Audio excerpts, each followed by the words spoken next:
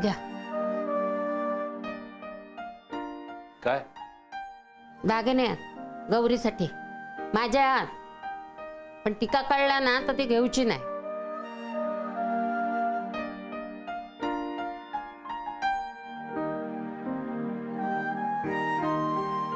मला का देत आहे? अहो दुकानात पॉलिश करायला मी जाऊ काय? एक काम करा, उद्या सकाळी जा पॉलिश करून घेऊन या. पण गौरीला ह्यातलं काय सांगू नका. सासूबाई तुम्ही तुमचे दागिने?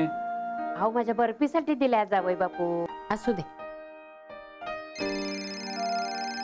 फोन घे. हेलो. नमस्ते समधी जी, हम बोल रहे हैं बनारस से. जी जी बोलिए भाभी जी. सॉरी आई मीन समदम जी बोलिए. देखिए एक जरूरी काम था इसलिए हमने आपको फोन किया. आप तो जानते हैं ना कि हमारी ननद और बेटी के रिश्तेदार इस शादी से नाखुश हैं. देखिए हमने बहुत मुश्किल से हाथ पांव जोड़ के मिन्नतें करके उन्हें इस शादी में पधारने के लिए मनाया है. तो अब मान गए कि नहीं? मान क्या गए हैं समधी जी, अब तो हमारी ननद और बेटी का इस घर से रिश्ता आपके द्वारा किए हुए मान सम्मान पर ही निर्भर है. इसलिए आपसे एक विनती करनी थी. आप हमें इस शादी में कुछ दें या ना दें, लेकिन हमारी ननद और बेटी को नेक में सोने का नेकलेस जरूर दें.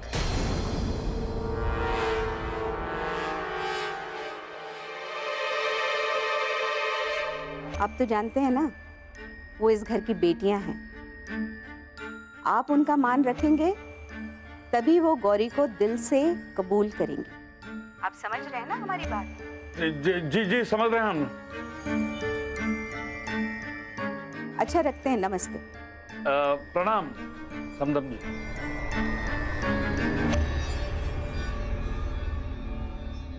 कुणाचा फोन हो? शिवच्या घरून दिलो? अम्माचा होता? काय काय काय बोलली ती?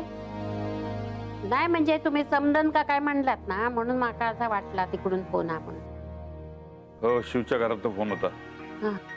त्यांची नणंद आणि शिवची बहीण या लग्नामुळे नाराज आहेत. त्यांना सोन्याचे नेकलेस करून द्या म्हणाले.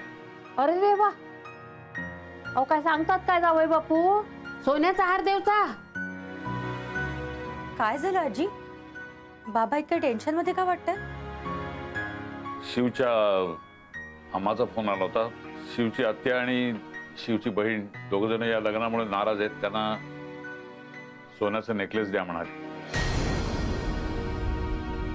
बापरे, बाबा 1,00,000-1,50,000 सहज जातील त्याच्यात. म्हणजे आपण जो हिशोब केलाय ना खर्चाचा, त्यात पैसे कमी पडतील.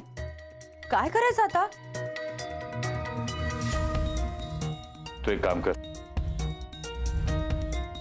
हे दागिने घे आणि यातनं सोनं काढून त्या दोघींना नेकलेस तयार कर.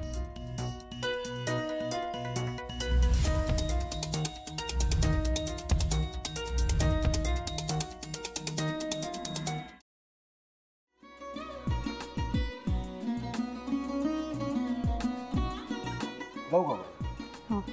असाच लावू ना.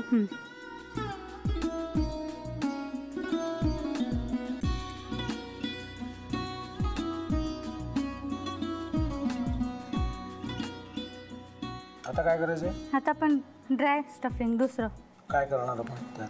आपण ह्याच्यात मेयोनीज न टाकता बाकीचे सगळे साहित्य टाकायचे. अच्छा, हे सगळं. ऋतू, माझा तर विश्वासच बसत नाहीये. म्हणजे अगं बहिणी आमचं लग्न व्हावं म्हणून किती प्रयत्न करत होती आणि ते सगळं करताना ती शिवच्या आम्हाला माहिती पुरवते. नाही, मला नाही वाटत. गौरी खूप चांगली असतो म्हणून तुला सगळं जगत चांगलं दिसतं, पण शिव उगाच बोलला असेल का? त्याच्यावर विश्वास नाहीये का तुझा? शिववर पूर्ण विश्वास आहे मी तुम्हाला, पण तो आता हे जे काही करतोय ना, म्हणजे निशा बहिणी समोर त्या राधिका सोबत फिरण्याचं नाटक वगैरे, ते त्याचा काही उपयोग होणार नाहीये. अगं असं कसं म्हणतो?